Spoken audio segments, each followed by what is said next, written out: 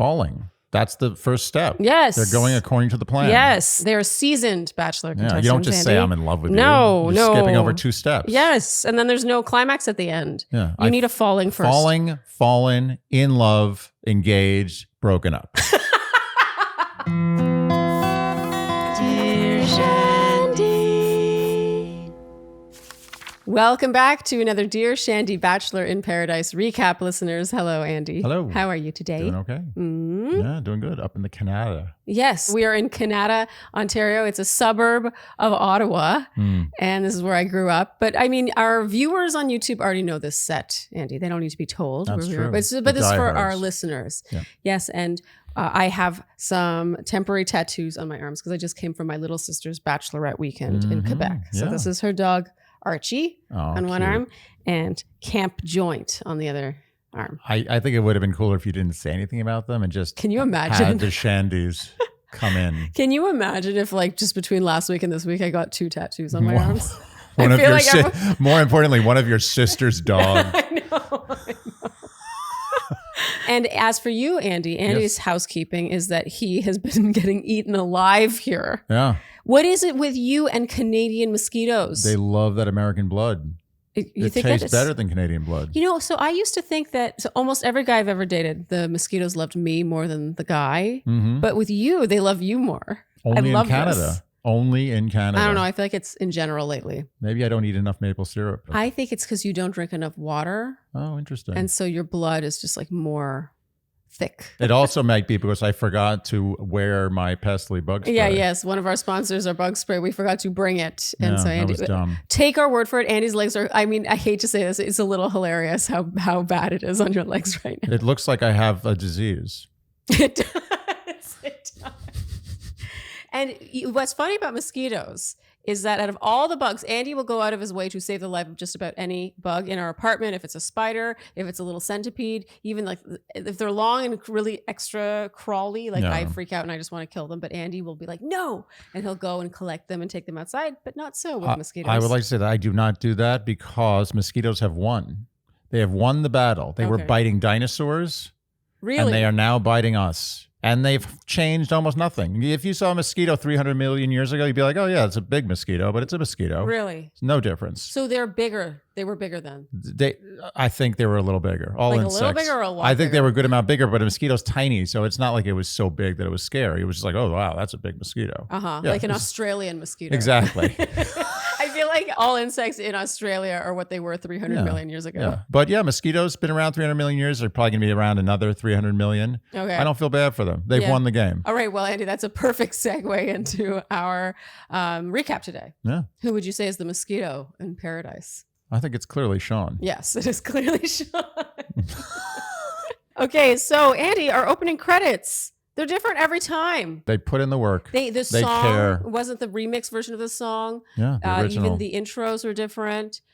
This was just, it felt more old school. It did. I liked it. Oh, really? I like all of it. No, I prefer the newer one. You mean the old new one? Where they come up to where it's like fast motion and then it slows down. And that one. I like that one. I like the variety.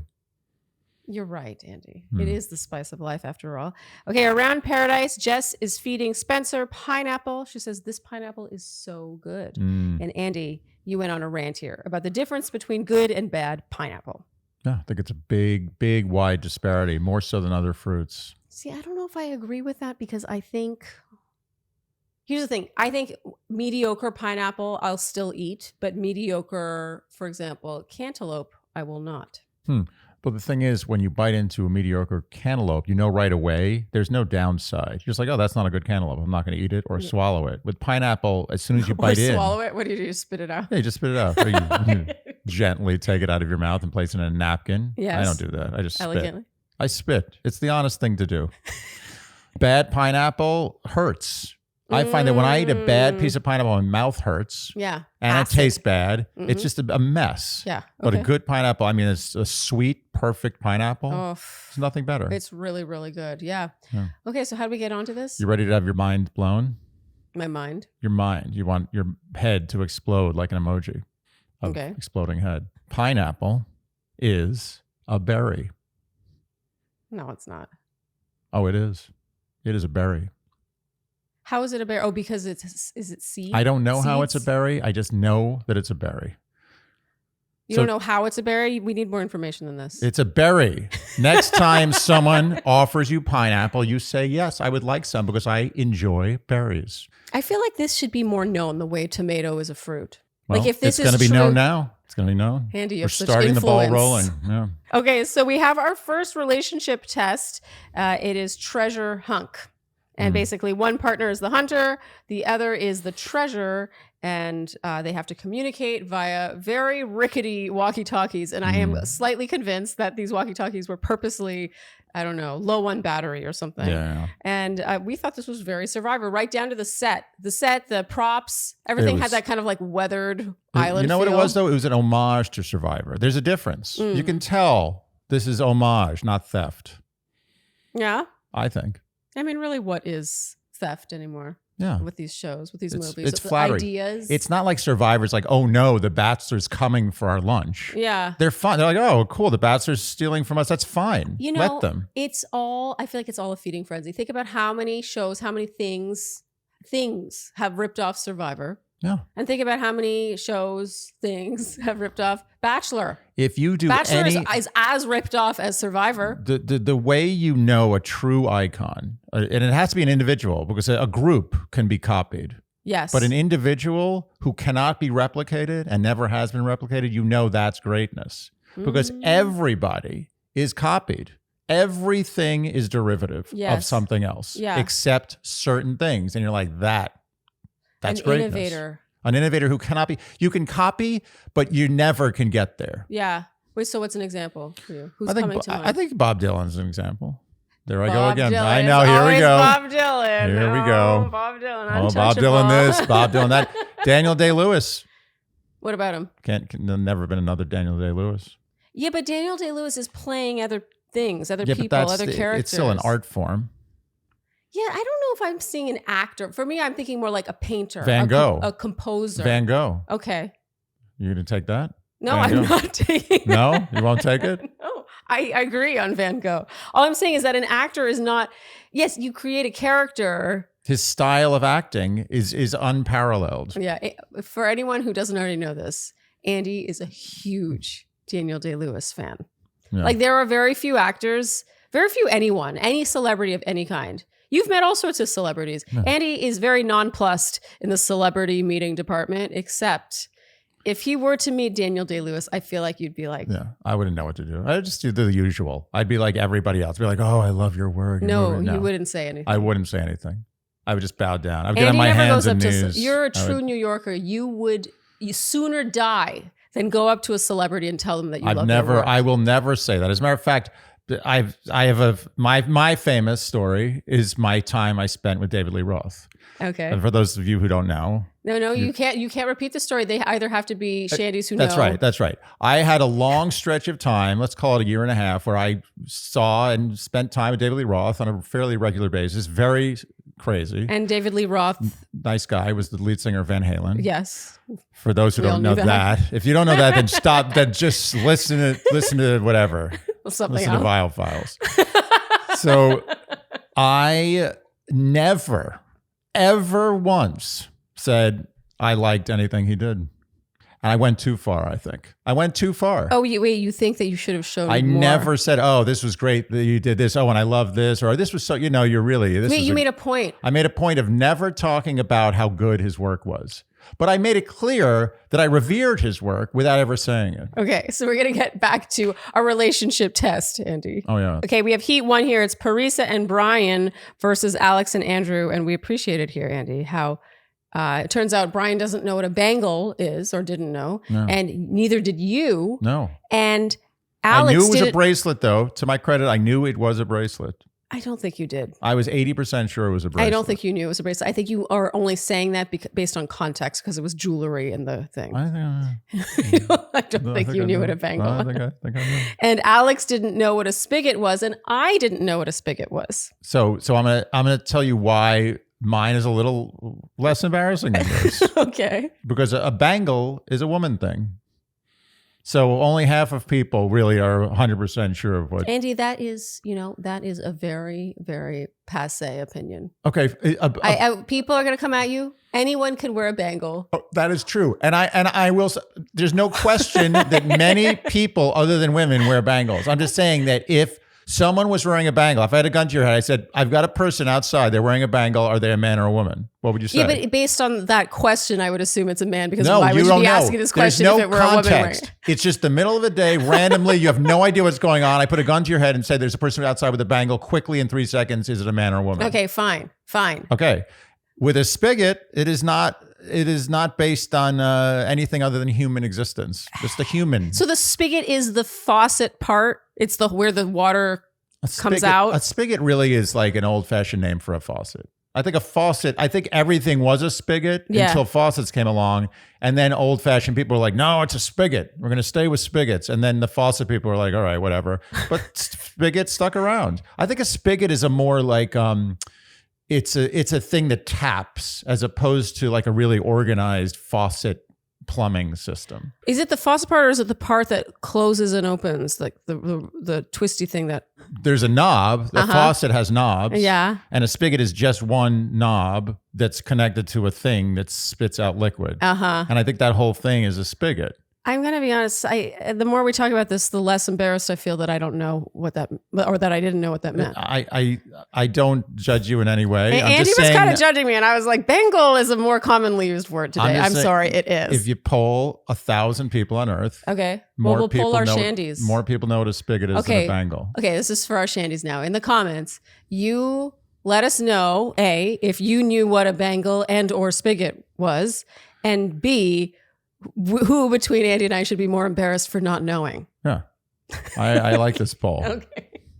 I will accept defeat if it comes my way. Okay, me too. Okay, Heat 2 is between Kathy and Keith and Dale and Kat. I mean, Kathy and Keith. Why are they even still there? They need golden rep. That's it. They just need some goldens there. Yeah. Okay, Heat 3, neither of them, by the way, finish. Heat 3, we get our first couple to succeed. It's Alicia and Sean. Jonathan and Leah, I thought we're going to do really well, but I'm telling you, it was rigged with these walkie-talkies. Yeah, you think? I think so. I think it was walkie-talkie gate. All I know is that I have used my share of walkie-talkies because we do escape rooms often. Mm-hmm. And when a walkie-talkie doesn't work, it's clearly not working. It's really frustrating. It's not that complicated. No. And I feel like they were kind of making it seem like, oh, we can't communicate. Oh, like you press the button. Oh, you say over. It's like, no, sometimes it's just a dying walkie-talkie. Yeah, no, I agree with you. I felt bad for them. Okay, Heat 4, Spencer and Jess absolutely kill this. And Bailey and Jeremy, I thought it was funny how Bailey was like sort of frazzled and she didn't know where anything was. And Spencer's like, your key's over there. And he's competing against her. That was nice. Bless his heart. Super cute. It's little moments like that that make you like or dislike someone. Yeah. Isn't it funny? Yeah. Okay, so our winners are Spencer and Jess. And I think deservedly so. Also the strongest relationship. Yeah. Is it possible that because of their strength, they won? No, or was it their walkie-talkie? Just saying. Okay, I do think they're very strong, and I do think they deserve to win. Okay, so wait, why are you grunting over there? I don't know why I had to bring the walkie-talkie back into it. So unnecessary. Who cares? No. Does no one care? I care about fairness. No one cares. Nobody cares. Really? No one cares. I just care about fairness. Like I just think it needs to be fair. And I respect that. Like the walkie-talkies should malfunction the exact same amount. Okay, it's crucial. We'll talk about that after the podcast. Okay. You're like grumbling to yourself. Get over it. Get on with it. Okay, so in the evening now, it's Jeremy's birthday. Yeah. It was also his birthday during the day, I suppose. That's true, yeah. But this is where they celebrate. Is he 30, 31, 32? What's his age? Oh, according to a lot of the internet, he's like 45. That they should have made a joke about that. Like, you only turned 50 once. He gives a speech and thanks everyone, even you, Brian, he says. I thought that was funny. Which, by the way, shows friendship. When you're able to openly make that comment, it shows you're actually friends. It's hard to know. Because, I mean, I think there's a ribbing friendship there. There's like kind of, we have history. You know what? I'll tell you something. Some of my best friends, there's two types of conflict in friendship. There's the type that brings you closer and there's the type that ends it. Yeah. And we've been through both of them. Yeah. Everyone has been through both, I assume. I don't know. I have. Yeah. But I find that the friends I have where we went through serious, potentially friendship-ending conflict are the strongest friends. So I agree with you to an extent, but I think, first of all, I think women, I don't want to make a sweeping statement, but I generally do think women are very conflict averse. Conflict averse and wear Bengals primarily. And to be conflict averse in their platonic friendships. Yeah. And while I'd like to say that the times that I have faced conflict in my friendships, it has always resulted in a closer friendship, that would be lying. Because I think that there's just like sensitivity, you know? Right. I would say that less than 50% of the time that conflict has arisen, like we're in an open way where we're both addressing it directly, has it resulted in a stronger friendship. Okay. That's good to know. It's good insight. Yeah, I wish that weren't the case. Like, I want to agree with you. And I generally do agree with the concept. I think women hold grudges a little harder in Yeah, general. they do. Yeah. They do. And I think there's also the sense of like, let's say you did endure the conflict. Let's say you were the one who's like, I'm going to be direct. I'm going to be an adult. I'm going to do the thing and say the thing. Then if it comes up again, like if the thing that was bothering you happens again, but like in an adjacent way, then you're like almost more annoyed than if you had never brought it up, because you're like, why is this still happening? I feel like with men, a wound is often a scar in the end, which means that area is tougher. Yeah. But with women, it becomes like a gangrene sometimes.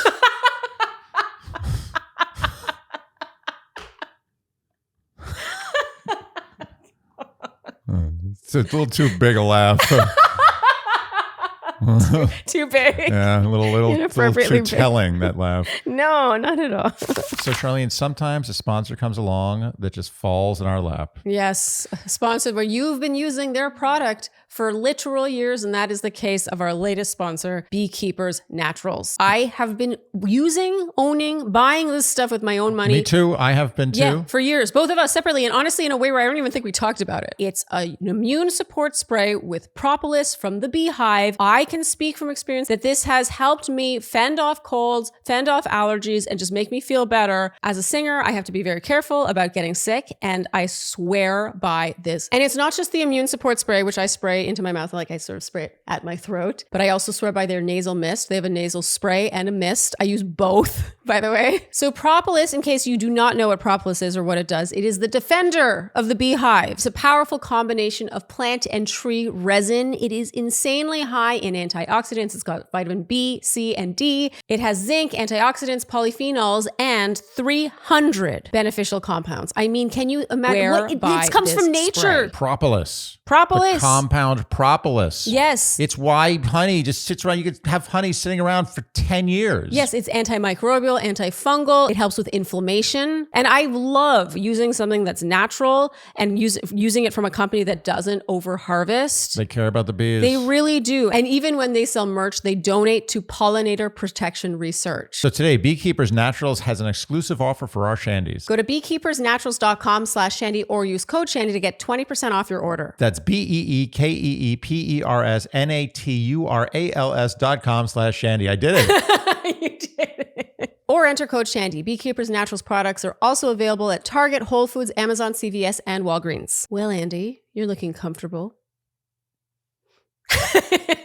Andy doesn't know how to talk about his underwear. It's the first time we're doing this. Andy's wearing his new Skims men's. Let's just say that I am packaged with care. Oh, yes, with your new boxer briefs. We got Andy one pair of the cotton 3-inch boxer brief and the stretch 3-inch boxer brief, and he literally has been talking about his underwear. I've never, for as long as I've known you, heard you talk about your underwear. This is hands down the most comfortable, the best looking, the most cradling underwear I have ever had. I swear on my life, there is not a single exaggeration in this statement. He couldn't believe the fabric. He was like, I didn't know that fabric like this existed, let alone in men's underwear. It goes to figure that Skims would understand a man's needs as much as a woman's. Yes. Because, you know, not only women deserve comfortable underwear. I am now going to have a drawer just like you. So, Andy, could you tell our Shandies what makes Skims men's so different from your other underwear? The fit,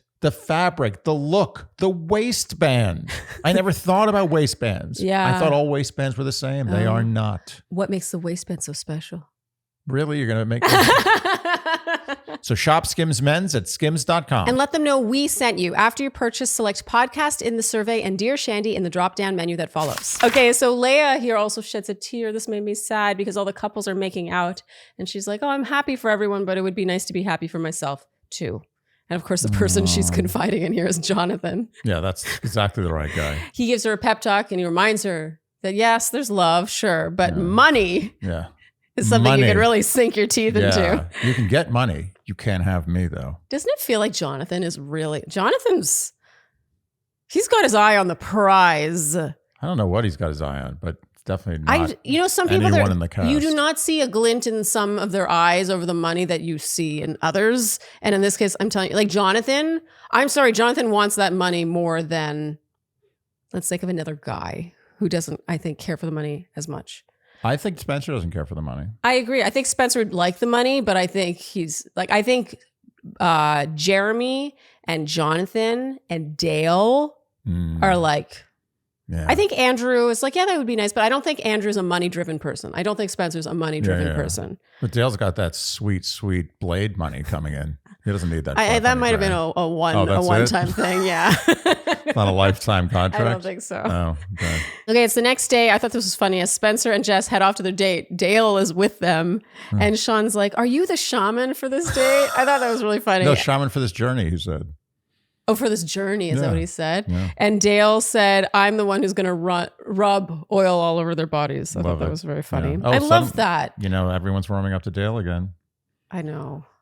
Isn't that funny? You know what I'm getting tired of? I'm just getting tired of it. What? I'm getting tired of the mob mentality. Okay, if everyone hating someone so much. And then suddenly they're like, oh, maybe there's not that much to hate, but I'm still going to hate him just on principle. Yeah. And then eventually a season later, everyone's like, oh, we love him. Yeah. I'm sick of it. Okay. I'm the arbiter of who sucks. Nobody else. Well, so Andy, you took a lot of heat last week for not hating. Isn't it funny? No one gets angry. People don't get angry at us ever as much as they do when we don't hate someone as much as they want us to. And even if it's not both of us, that's the thing. It's like, I really came at Jeremy last week, but because you didn't come at him as hard as they want him to, we get lumped together and they come at both of us. Yeah. Guilty by association. Isn't that funny? And I don't understand. Did I not? I was just playing devil's advocate. Yeah, I'm not. Look, Andy, the jury's out for me on Jeremy. I don't know what's going on with him. People think that you want to be Jeremy's friend. That is unbelievable. I'm going to set one thing straight here for us. You think I can't be Jeremy's friend if I wanted to? It's insulting. Andy doesn't try to be anyone's friend. Everyone's trying to be Andy's friend. I'm not being biased here. It is just simply the truth. Andy has his pick of the litter with friends. Trust me. I hung out with David Lee Roth. Spent his 50th birthday with him. Just me. True story. I swear I'm not just coming to my husband's defense, but in this case, when it comes to like men wanting to be Andy's friend, I've never met anyone who wants to be Andy's friend. Wait, who didn't want to be Andy's friend? Okay. Thank you, wife. I thank you. Excellent. You landed it. Okay. Let's get on. Let's keep going. You're feeling shy I'm now. A little feeling shy, yeah. Okay, go. Okay, so Sean, we see his wheels turning. He and Alicia His wheels?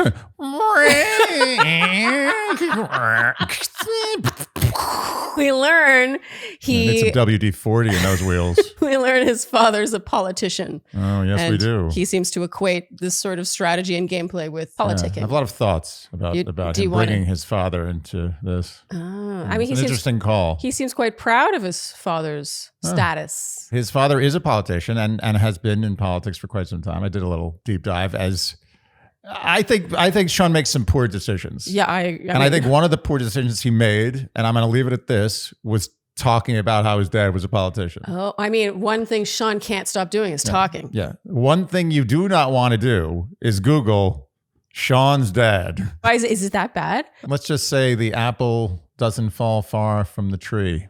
Oh, I'll leave it at that. Oh, Andy. I don't know. So we can all agree that Sean's execution is sloppy. I mean, this is outrageous. He makes the rounds with his, quote, political background. And he just starts throwing Brian and Paris's names out there. And he's just not careful. I'm sorry. Everyone knows, like, if you just watch one episode of Survivor, like, you cannot just start talking about people while they're, like, in your line of sight, or maybe there's a chance of someone hearing it, or someone might hear it who is close with Brian or Parisa, or even he's just sitting at a table by the bar. He was talking with like 3 people from different relationships, like different couples. Yeah. Like that's just he's way too comfortable. And then he thinks somehow that being honest to someone's face, so let's say someone does confront him, in this case, Brian does confront him. He thinks that he wipes the slate clean by being like, look, dude, I'm going to be honest to your face. Like, yeah, I'm just putting you out there because, I have to and blah, blah, blah. And Brian's like, okay. And he's like, good talk. As if now it's all good because I was honest to your face. It doesn't work like that. You know what Sean is? You know what they call Sean? What? You know what the word for him is? What? It's complete.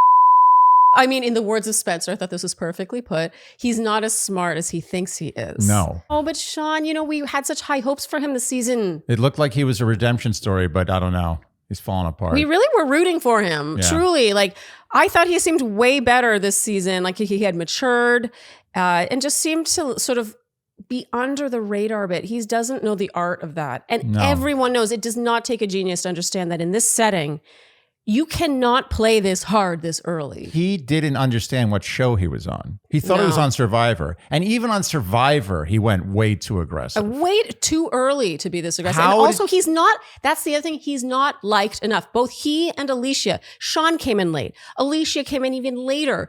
Does he think that he's going to have a bond with Andrew Spencer better than Andrew has with his roommate Spencer? See, that's exactly it. He doesn't understand his place in the hierarchy of and Paradise. That's self-awareness. Right. And talk about politics. A good politician knows his audience. Yes. One of the biggest strengths of a politician is like, which audience am I speaking to today? He thought he was the king of Paradise. Yeah. He's not even the jester of Paradise. No. He's not. No. He's like he's a peripheral friend. He's the comptroller of Paradise. There's a state assemblyman like his dad. I don't know.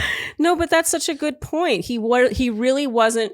The fact that he would go up to Andrew, when Spencer's on his date with Jess and be like, okay, so the Parliament of Paradise, blah, blah, blah. And then later on, he's like, oh, shoot, I didn't take into account that not only are they friends, but they're roommates. It's like, that should have been the number one thing you consider. He's not good at politics. He's not good at talking. No. He's not good at psychology. No. Not good at interpersonal relations. No. He is good at an amazing shave job. The guy knows how to shave. Shave his face? He gets like his face. It looks like someone just placed like beard. It's like a Homer, like you just put a beard on him. Oh, it's like just a shadow beard. It's amazing. I don't know how he does that. Maybe that's genetics. Is it like short, stubby? Or I can't picture it now. I don't know. He's got a great beard. His strength is his beard and his chin area. So I think actually the biggest mistake Sean makes when doing these rounds is that he rubs Kat wrong. Kat doesn't take kindly to being rubbed wrong. And I think, honestly, one of the reasons why Brian and Parisa end up going home this week is because of Kat. Yeah. Kat has influence. Oh, yeah. Over people. You do not mess with Kat. Yeah. And And Kat's another one. What? Everyone was hating on Kat for a while. Oh, yeah. No. Yeah. Everyone loved Kat. Then everyone hated Kat. Yeah. Now everyone's okay. I think with Kat. there might have been another love and then another hate in there, actually. She's gone back and forth a bunch of times. It just shows how fickle the crowd is. Yeah. And it honestly just takes one. I mean, look at Brian. Brian's the best example. Everyone hated Brian 2 weeks ago. And then last week they loved Brian. Well, we'll see. The big prize is Jeremy. Who knows? Is that the one you're holding out for? No. I don't have a You said the big prize. I do not have a dog in this race because I've not taken a side with Jeremy, despite what people have accused me of. Yeah. So it can follow either way. I don't care. I'm just saying that I would find it humorous if he suddenly was a likable character. Yes. Yeah. If he could do one good thing, one nice thing, and a lot of people. I feel it happening to me. Honestly, when I watch this show, I'm like, but I'm confused. Like, I like that this person did this. That's behavior I support. But just last week they did this other thing. And you're kind of like, you don't know what side to choose. You just have to remember it's editing. The show is edited. And we're all human. We are all human. So finally, Alicia has to sit Sean down and tell him to chill out because he's being too much of a politician. He responds that, quote, he loves this stuff, loves politics. And Keith and Kathy now... this feels like foreshadowing. I was hoping it would be for this episode because I'm going to be totally honest. I've had enough of Keith and Kathy. I'm sure they're I think lovely. Keith has had enough of Keith and Yeah, Kathy. 100% he's had enough. They don't have anyone else to talk to in their age range other than each other. Yeah. And honestly, to begin with, it was strained. I agree. What was there ever? Remember when they went to the VIP suite and it was just a montage of them drinking? Nothing there. I think he would be happy to be voted out at this point, but He wants out. Yeah. The guy's he's got developed a drinking problem. He he's needs to get out. You know what it is? He's too beloved by the younger women. They just love. Do you remember when something happened with Keith and they're like, "I love Keith." Oh yeah. They all love he loves Keith. that attention. He's that father figure. Yeah. Meanwhile, Kathy's not really the mother figure. She's just there talking shit. She's the mean aunt figure. She is. Anyway, Keith in this foreshadowing scene seems to contemplate self-elimination, but yeah, it does not come to pass in this episode. On that one. Okay, so Spencer and Jess are on their date. They do tantric yoga. And they pretty much established that she would be open to moving anywhere to be with him. Yeah. He says he's falling in. No, sorry. He's falling. Sorry, there's such a big difference. He is falling in love with her and she is falling in love with him. Sorry, I can't say fallen. Falling. That's the first step. Yes. They're going according to the plan. Yes. They're seasoned Bachelor contestants. You don't just say I'm in love with you. No. You're skipping over 2 steps. Yes. And then there's no climax at the end. Yeah. You need a falling first. Fallen, in love, engaged, broken up.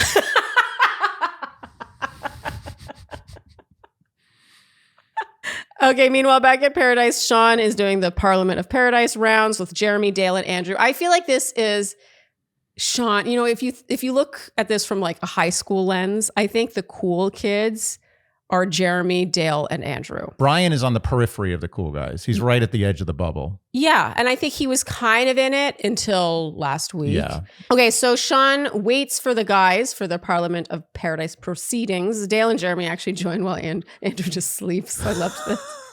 And now it comes to the point where everyone's whispering about Sean. He is he's a mess. And this finally culminates with poor Alicia walking in on her close friends, Alex and Bailey, whispering about her and Sean. This would suck. And it would extra suck if you had already confronted him and been like, you have to chill out. Yeah. Sucks for Alicia. Yeah, but I also feel that I wouldn't say she was angry at them. She felt betrayed. She felt hurt. All of that stuff. But really the problem here is Sean. Let's be honest. Honestly, I don't think Bailey and Alex did anything terribly wrong here. I don't think so either. Oftentimes, it's really the situation that's unfortunate. Mm-hmm. Like sometimes you say things that aren't really mean-spirited, but can come off as mean-spirited, and the person hears it, and you're like, oh, crap, now I look like an asshole. So much worse when they hear it. They were talking about a very reasonable thing. Sean is a complete loose cannon. He needs to be kicked off, and he happens to be dating Alicia. She's a casualty. Totally. It's not that they're not friends with her anymore. There's like, what are they going to do? And not vote Sean off? It's true. And, Alex is with Andrew. And Bailey is with Jeremy. These are 2 guys that Sean was doing this with. Yeah. Right? Like actively. Anyway, I feel like Bailey and Alex were kind of caught in the crosshairs here. And I don't really think they did much wrong, to be honest. No. We'll circle back to I can see why Alicia was hurt, but I also don't think that they were hurting her with any malice or intent. Yeah, I feel like she took this a little more personally than she needed to. And we'll circle back to that because at the end of the rose ceremony, I thought that they kind of patched things up. But then at the end of the rose ceremony, I'm like, oh, you're still pissed. Yeah. And I mean, she's blaming the wrong person, in my opinion. Yeah. Okay, so it's the rose ceremony cocktail party now. Sean is backpedaling. He's doing damage control with Spencer. Because he didn't calculate that Spencer's Andrew's roommate. Oh my God, such a mess. And Spencer in his ITM, I think, rightly points out that the whole point of strategy is to make people feel comfortable. Smart. To the person's face. Simple and smart. All Sean did was make everyone uncomfortable. Yes. Everyone not trust Even him. the people that he wanted to work with, he made feel uncomfortable. That's talent. What politician goes to somebody who's close political allies with someone else and tries to get them to betray that person when they're not close political allies with that person? Yes, and there's really nothing to gain from that. He's thinking, he's like, oh, but down the road, like 3 weeks from now, it's like, dude, just survive another day. I actually think Sean and Alicia would have made it to the next episode if he had just laid low. He should have done nothing. Nothing. Because you know what Sean and Alicia were? They were invisible. They were and non-threatening. No one cared about them. No one was, they were not on the chopping block. Yeah, they weren't a strong enough couple to target for not being a couple, and they weren't a weak enough couple to target for not being a couple. They were exactly where they wanted to be, Exactly. which is why Sean is such a coconut head. Coconut head. Is that a coconut? Yes. Has nothing inside of it except Sloshing water. just water. Good. That's And such meat. sweet water. Coconut meat. Yeah, but the meat is right on the skull. So Yeah. there's nothing in the part where the brain should be. It's just water. It's a good thing to call someone stupid. There's a funny scene here now where Brian is chatting with Jeremy and the Godfather music picks up. We see these two talk, so it's always Godfather music. And Brian apologizes. And he's sort of, I think that Brian is in damage control mode here, obviously. Because he's apologizing is like, I would have your back in the future, which I actually do believe. But I mean, I have my opinions on this. I don't think Brian had much to apologize for. No, he was playing some strategy there. And I think he was in some ways. He felt, he wished he hadn't done what he had done probably, because then he felt like he wouldn't be in that position he's in now. So he was kind of apologizing to himself. But I mean, like so many viewers of this show, I really think Brian did ultimately the right thing. Maybe his timing, his execution, maybe all these things could have been a little better. He didn't owe anyone an apology. Yeah. He was doing, I think he was strategizing. Yeah. He was giving the apology because he wanted to, but I also believe to some degree that Brian is a slightly bro Cody kind of guy. And I think that he probably in some ways did feel like he wronged Jeremy in his mind. And I think it was like half sincere apology for just doing something a little behind his back and half strategy. The same way it was in the first place when he actually went and told Bailey. Yeah. Half strategy, half out of the goodness of his heart. The goodness of his heart. Yeah. Brian, I gotta say, Brian, I am truly sad. Like, I was really rooting for him and Parisa to make it through this week because I knew that there could still be like a bit of stink from last week, right? Yeah. I think people were still targeting them, but I really was rooting for them. I think Brian did do the right thing last week. I do think that, like, I agree with the masses on this. Like, with the comments really were just like, ugh, kind of like a little grossed out by everyone just sort of like coming at him to sort of defend themselves for not having told Bailey. Right. But not like that. Even the whole Bailey thing aside, I think Brian is fantastic TV. He's interesting to watch.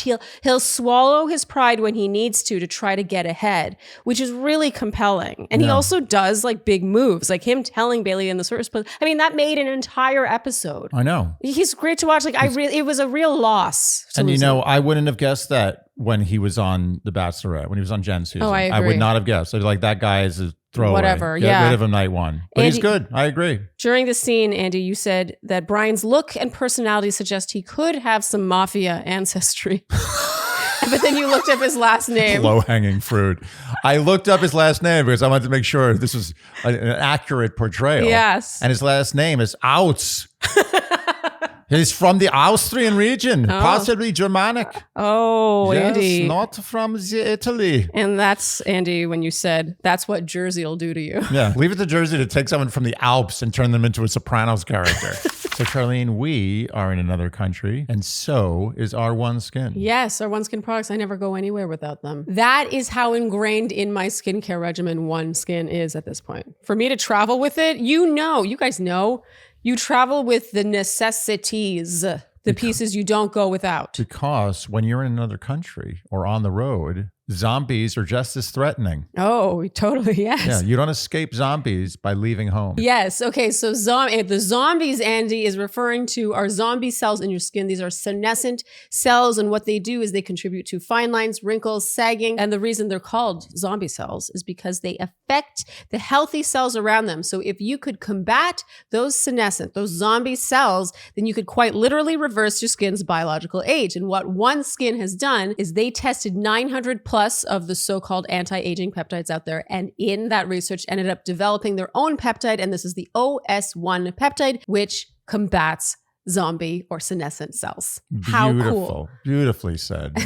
You know what? It shows that you love the product. I do. I can hear it. I want science in my skincare, period. I don't need the fancy bottle. I don't need the scent. I don't need the celebrity endorsements. I want science. To me, this is fancy. It is nice too. So OneSkin is the world's first skin longevity company. By focusing on the cellular aspects of aging, OneSkin keeps your skin looking and acting younger for longer. For a limited time, you can try OneSkin with 15% off using code Shandy at oneskin.co. That's 15% off at oneskin.co using code Shandy. After you purchase, they'll ask where you heard about them. Support Dear Shandy and tell them we sent you. So Sharleen, we are in Canada right now. Yes. But I have not forgotten about my fast growing trees at home. No, on our terrace, our plants, your garden, Andy. Yes, is being tended to by my poor next door neighbor. No, I'm sure she enjoys it because she also loves tending to plants. But truly, we love fast growing trees. And did you know, actually, so it might be fall, but this is actually a great time of year to be planting your plants. I did not know that. Yes. And fast growing trees makes it so easy because not only do they have a huge, like the biggest selection, I mean, they're the largest online nursery in the US. They have a huge selection of trees, shrubs, flowering trees, fruiting trees, everything your heart could possibly desire. But what makes it so cool is they help you select what will actually thrive where you live. And so you'll enter your zip code and it'll show you results that will like do well. You don't need to ever know another name. This is it. Their plants even come with an Alive and Thrive guarantee. They're so perfectly packaged. Like whenever we received a plant from Fast Growing Trees, you know what it is? It's handled, packaged, everything with care. You can tell someone cares about plants. Yes. It's not just a place where someone was like, you know what, I'm going to make money on plants. No. So this fall, Fast Growing Trees has the best deals for your yard, up to 15% off select plants and other deals. And our Shandys get 15% off their first purchase when using code Shandy at checkout. That's 15% off at fastgrowingtrees.com when using code Shandy. Now's the perfect time to plant. Use code Shandy to save today. Offer is valid for a limited time. Terms and conditions may apply. Check out the link below and support Dear Shandy. Squarespace. Squarespace. Squarespace. God, a mess. These are getting a little messy, but our Squarespace ads never go without a Squarespace specific song of sorts. Some things just bring you to song. They do. You can't resist it. Just sing. They do. Squarespace is one of our OG sponsors, and we love Squarespace. We continue to use Squarespace. I mean, I use Squarespace on a near daily basis. Whenever we have a new sponsor, where do I go to add it to our website? Squarespace.com. And that's because dearshandy.com is indeed with Squarespace. And what we did is we chose from one of their beautiful templates, and they even help you in your selection because you can filter it based on what your website's purpose will be. And then from there, you can plug in your photography, your images, your text, and then you can add in all these really cool features to really make it your own. So for example, on our website, we have gallery options. We have different forms. Like if you want to submit a question for us to answer on like a Q&A or caller episode, we have a form for that. That's another feature. We have e-commerce. We sell our merch over there. And I mean, they make it so easy. Squarespace is a language that once you speak it, once you know it, once you're in there, you're like, oh, thank God. I can manage my own website. I don't have to pay hundreds, if not thousands of dollars to have someone else do it for me. Yeah, what she said. So go to squarespace.com/Shandy for a free trial. And when you're ready to launch, use code Shandy to get 10% off your first purchase of a website or domain. Again, that's squarespace.com/Shandy for a free trial. And when you're ready to launch, use code Shandy to get 10% off your first purchase of a website or domain. Okay, so Sean and Alicia chat. She is upset over feeling betrayed by her friends. And she's upset extra with Sean, I think rightfully, for not chilling like she asked him to. And she says he's trusting the wrong people. And I could not agree more. All Sean needed to do was form one strong alliance. And I think the mistake he really made was I do think he was trying to be friends with the cool kids. So the Jeremy, the Dale, and the Andrew. He was trying to like get in with them. But I actually think that was a terrible strategy for him. What he should have done was made one key alliance with actually the weaker, less established, less, solid couples. Do you know what I'm saying? Yes. Like he should have gone for Leia and Jonathan. He should have gone for Brian and Parisa. Been like, look, you're on the outs for this reason. Kathy and Keith. Everyone knows on Survivor, you go for the people who are on the outs already. You don't go for the established couples who already feel like they're on top, the kings of the castle. What do they have to gain by strategizing with you? I don't think you have to even analyze it that far. Okay, all right. Yeah, I mean, even Kathy and Keith. He'd just be a dum-dum? Yeah. He's got dum-dum syndrome. Dum-dum. Okay, now Kat gives Dale a note asking, will you be my boyfriend? Yes or no? And he has to circle one. He says yes. That's cute. I mean, as cute as this was, I still have a hard time shipping them. I do too, but I have to, I'm believing what I'm seeing. Okay. Yeah. No? Yeah. Oh, so you think they're together today? Do you believe in love? I do. Do you believe it's true? But I mean, these two, I just don't know if I. Yeah, I'm not sure. Who knows? I I would have said 100% no.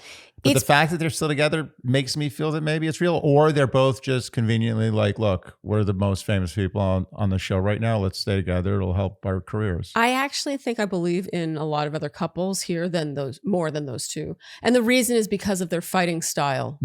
The conflict resolution, we can say that's, this. That's that you don't believe they have legs. But in the moments, do you believe that they truly care about each other? Sure, but conflict resolution is over time becomes one of the most important things. Yes. And we saw how they got in conflict. Yeah, they're going to get into a huge fight in, I would say, 3 to 6 weeks. Okay. And it's going to be relationship ending. Yeah, when they are no longer incentivized by being on the show. Right. But they're going to have a nice 3 weeks.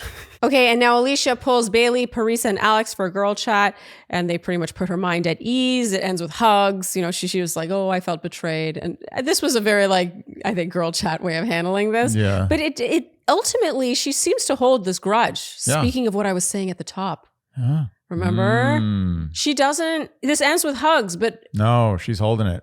She's holding that grudge. Sean, meanwhile, so Alicia has told Sean something that bothered him. And that is that when she said to Kat something about Sean's friendship with Kat kind of went like, Kat does not consider Sean a close friend. Can I tell you something about Sean, my analysis of Sean? Yeah. Sean is the type of guy who thinks so highly of himself that he assumes other people think that way. So he gets his signals crossed sometimes. Like he thinks some people are his friend just because he thinks he's such so a great likable. friend, or maybe he said some nice things about them. So he's like, then that's like the cherry on top. The Yeah, fact in this that case, I went defended to bat you. for them. Yeah, it's Yes. like then the deal's sealed. Yeah. They're friends for life. Yeah. But he doesn't realize that not everyone sees Sean like Sean sees Sean. Yeah, and it's not like Kat necessarily knows about those moments. And also, as touching as it is that he might have defended her when she wasn't there, Sure. it's still not the making of a close friendship to do that. I agree. That is, I think, an act of service for her. He is showing a sort of reverence for her. But I don't think that they actually share. Like, what scene have we seen between Sean and Kat where I'm like, what a friendship. Yeah. How nice is this? I agree. I've never seen anything. Ever. I find it interesting how upset he got at someone not accepting his loyalty. Yeah. I'm wondering, Sean, I just feel like there are social circle dynamics simmering beneath the surface here. And the way he was like so hurt that Kat felt this way, which to us was just such news. I really didn't see some I friendship felt like it was between them. news to Kat too. I agree. And it made me wonder if, Kat is also one of the cool kids. Yeah. She's with Dale. He's like the quarterback. She's like the popular girl in school. Yeah, she's the homecoming queen. She is She's the mean girl. Let me tell you something. Kat is the most amazing mean girl I've ever seen on these shows. Yeah, she's amazing. Yeah, is she not amazing? She is amazing. She says something at the rose ceremony that just like it was like when she was like, "Oh, she's probably embarrassed. I feel bad for her." Oh my! It was so Regina George. She's great. She's amazing TV. Another woman who, if she could really act, I think could be a she star. is the woman. She's not another woman. She's the one we were talking about. Oh, she was the one? Yeah. Oh, that's right. See? It had legs. The woman, yeah. But yeah, I feel like there is a popularity contest going on here that I don't think Sean is even aware of in his conscious mind. I think it's subconscious where he's like, his chiseled jaw was going to get him by. Yeah, and the fact that they're nice to him and like him fine. I think he wanted to be in the group, like really part of it, at the center of it, and that was just misguided. Not you can't reading force that. the room 101. No. Also, we can't forget that he is with Alicia, and Kat doesn't like Alicia. It makes no sense. If you come at the king, you best not miss, right? He came at all the king's men, the princes, everybody. He missed everybody. Yeah. He missed the whole regal department. Okay, so Sean confronts Kat about this and it does not go well. He's like, I defended you, blah, blah, blah. And Kat's like, how dare you? Like, blah, blah, blah. And then he starts cursing a lot and she's like, I don't need this. And then she leaves and then she goes over to Dale. She's very upset. And then of Dale, this is so Dale. He's the quarterback, right? He's like, don't you dare make my girlfriend upset like this. And Kat's like, oh, she loves it. I have to admit, you know how I said, was it last week where I said, oh no, it was in the perfect match recap. But I said like, it's so basic, but I do think guys working on cars, like guys who can fix cars is really attractive. Yeah. This, I have to admit, it is basic, but there's something about the guy you're dating, like defending your honor or like being upset that someone upset you and like going and like I will say addressing this. I 100% agree with you. I will say the fact that it was Sean, though, makes it a little less impressive. That's true. How long does that fight last? How long is that? Dale, an angry Dale I know. versus Sean on his heels. What is that? Is that a one? Is it even a punch long? No, Does no. Sean But fall Andy, why does before it the have punch to be, lands? Why does it have to be physical violence? I'm just saying. It could just be a battle of wits. I feel Actually, if it's a battle of wits, it might be a little more interesting. I just feel that it would have been cooler if it was a much bigger person. Yeah. But it was still good. He gets credit. Isn't it funny that at the end of the day, it's still size? It's all size. Size. When it comes down to it, when the S hits the F, it's all size. about size. Like Ruby, when she's her most vicious and we're like Just play size. fighting and she's like, I'm like, oh, that's so cute. Yeah. But if she were big, like that'd be scary. What if like ants actually had human personalities? Like they were watching shows underground and like had a whole human like civilization. That would be terrifying. We wouldn't care. We wouldn't know. We just step on them. We don't care. They're not big enough to matter. Sad. Wait, they're watching TV. Is that what you said? Maybe they're watching shows, ant shows. Like Ants, the movie Ants. This is funny when Dale says to Kat, are you okay? And Kat goes, I'm fine. I did my deep breathing. I mean, I love Kat. And Spencer, meanwhile, goes up to Sean. He's like, maybe you should take the rest of the night off. Oh my God, it's such an easy target at this point. I feel bad. Andy, you were loving Sean even when he now goes to talk to Keith and Kathy. You said, he's going for the bottom of the barrel. I mean, Sean just really entertained you in this episode. Yeah. Okay, so everyone votes using an iPad this time. I thought that was interesting. Fancy. Why didn't they put the faces in the box? I think it's because they ripped off Survivor already. In this it was episode. enough. They were trying to get as far away from a lawsuit as possible. So here's an iPad. Okay, so at the rose ceremony, Jess gives her rose to Spencer, Alex to Andrew, Bailey to Jeremy, Kat to Dale.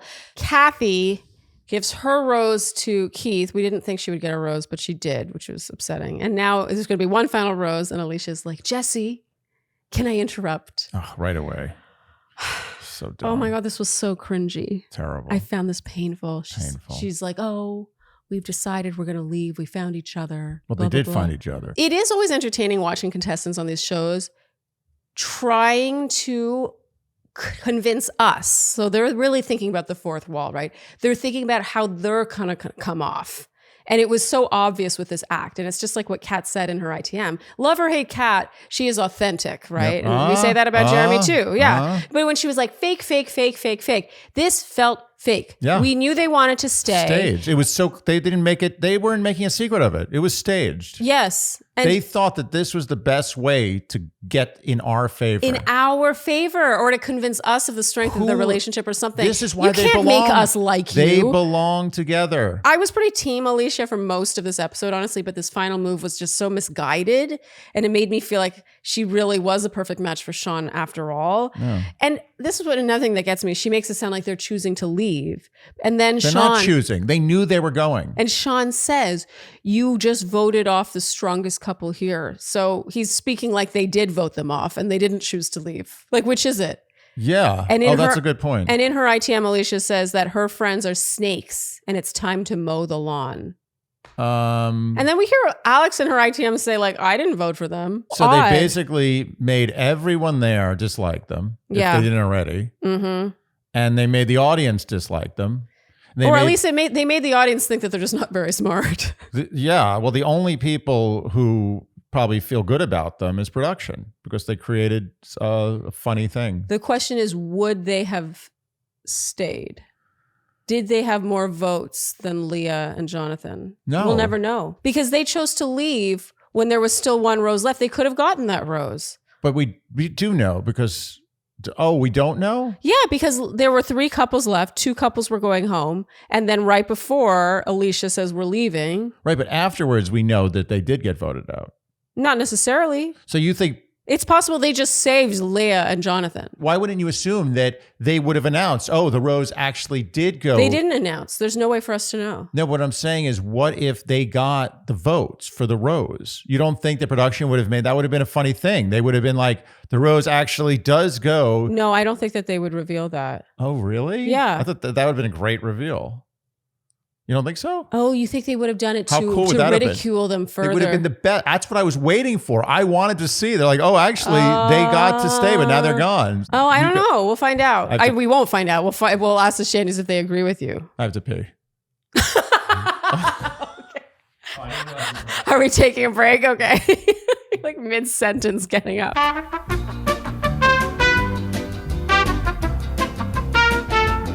As they walk out, Sean says, Kat, don't call me crying when all this airs. And Jess does an impression of them saying, we're going to leave with integrity, but we're going to shit on everyone on our way out, which I do agree with. Yeah, she's right. And basically they're all laughing at them. And this is where Kat says her amazing line. She's probably embarrassed. I feel bad for her. Amazing. What's her name? Regina George? Yeah. She's great. Is Kat not great? Is Kat not great? Anyone dislike Kat? Oh, you do. Well, actually, there was one of the her. top voted comments last week. I do agree with this. So someone, I think rightly, pointed out that Kat is a huge hypocrite for being upset with Brian for telling Bailey when she never could have handled what Bailey endured. Oh, this is so true. I completely agree with that. Like, I think Kat is entertaining, but I don't think that Kat is not a hypocrite. Oh, yeah, totally. In general. Yeah, but I think she can dish a lot that she could never take. I'm not saying that Kat is a altar girl. Is there altar girls? There's no altar. It's all altar boys. Yeah. It's altar. Is our girls it's in the only altar boys? Well, I don't know how to feel about that. About. Yeah. Okay. I don't know how it works. You should know this better than me. But it's really? Just maybe. My dad would know. I don't know. We'll ask him later. Anyway, she's no altar girl if that exists, but she is entertaining. Yes. There should be an understanding that when you like someone in a show, you don't necessarily like them as a person. No, but people don't see it that way. Okay. And I'm not saying I don't necessarily like Kat as a person. I'm just saying that I'd like to know that when I say I like someone, it's the understanding is I like them as the character in the show. Yeah. If I get involved in discussing someone's personality, saying I think they are a bad person or they're a good person, that's different. But if I say I like someone, is that understood that it's in the context of the show as a character? I don't know anymore. It all gets messed up. Neither do I. I still don't know. 5 years doing this, I still don't know. Yeah, no, it's fascinating. I know what you mean. Some people seem to get it, some people don't, and some people agree, some people disagree, and some people get upset when we don't hate someone the right way, or they upset when we like someone in a different way. Maybe we need it's fascinating. We need the right terminology. There should be a word for when we like someone in the show, and then there should be a word for when we like someone as a human being. Yes. And vice versa. Like someone you'd want to be friends with. Right. Yeah. No, to me, Kat is excellent television. She's as good as it gets. Yes, right down to her hypocrisy. Yes, that makes too it better. Makes her good television, even if you can't stand it and you would never behave in that way. Yeah. Yeah. Okay, so Alicia and her IT team says she's disgusted by Kat. I don't know what happened here. So she's blaming Kat, I guess, because here's the thing: that was Sean. That was Sean. It was Sean who went up to Kat, and it was Sean who was like, "I defended you," and blah blah blah blah blah. And then Kat had her reaction. If he knew Kat at all, he would know that would not go over well, because Kat doesn't take it's not like Kat's going to be like, "Oh, you're right. No, you have defended me. You have been a good friend to me. I take it back." He doesn't know his audience. He doesn't know his audience. Anyway, so I think she thinks them going home is because of Kat crying to Dale about the situation and that getting them voted out. It was Sean. Yes. Sean was at the heart of why they went home. It. Let's be real.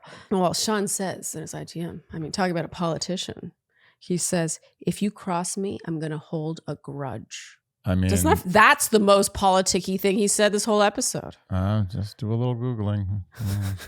The scene ends with Dale accusing Keith of farting, but Keith's like, "It was Dale. I swear it was Dale." It was Dale. The final rose goes to Leia. She gives it to Jonathan. So going home, in addition to Alicia and Sean, are Parisa and Brian.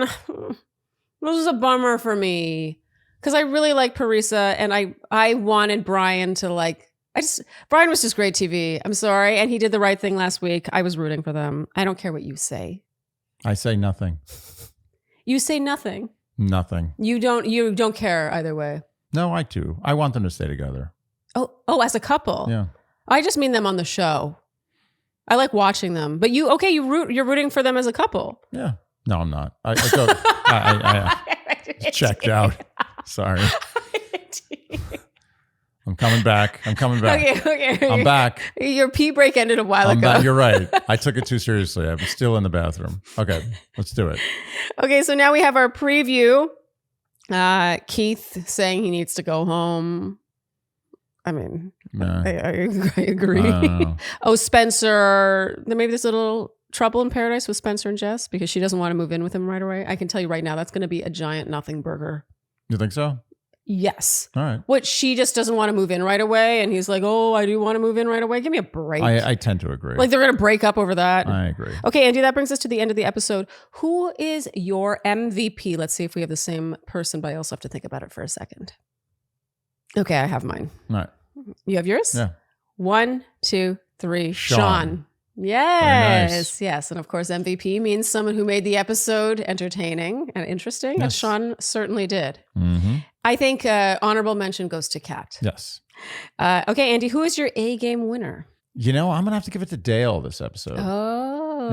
Yeah. I think Dale handled himself very well with all the Sean stuff, with the politicking, Okay. and also with the defending Kat. I thought he was a good boyfriend. Okay, so he sort of came off looking a little more... Yeah, more chivalrous. Yeah. More just more like on the right side of history, I so to mean, speak. the question is like, did he handle the Sean stuff well, or did he just laugh at Sean? I mean, Dale is in a Yeah, but position that's of part power. of handling Sean well. Yeah, that's true. He's Yeah. laughing at it. It's easy in Dale's position, though, because Dale feels secure. But you're right. Like, just a couple of weeks ago, people were really hating Dale. Mhm. And now, you know, I'm sure people don't hate him as much. This is a pattern Yes.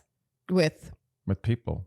and the mob mentality, Yeah. the hating. Yes. America loves more than heroes, fallen heroes. Yes. And America also loves more than fallen heroes, stories of redemption. It's true. Okay. And finally, Andy, who would we go for? I'm going to guess you.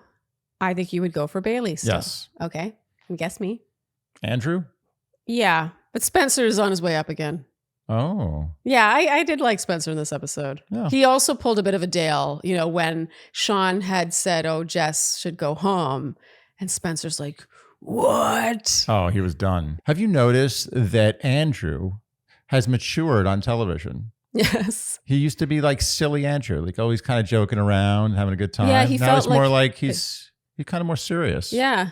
Do you like it? Oh, good. I think he's going in good directions in his life. He's matured. He's matured. Well, Andy, that is a wrap for this recap. If you enjoyed what you heard today, you know what we will ask of you, and that is to like, subscribe, hit the notification bell, follow us on Instagram, and TikTok, leave us Apple and Spotify. podcast ratings and reviews. Tell your friends and generally do all the things you do to support a podcast you enjoy.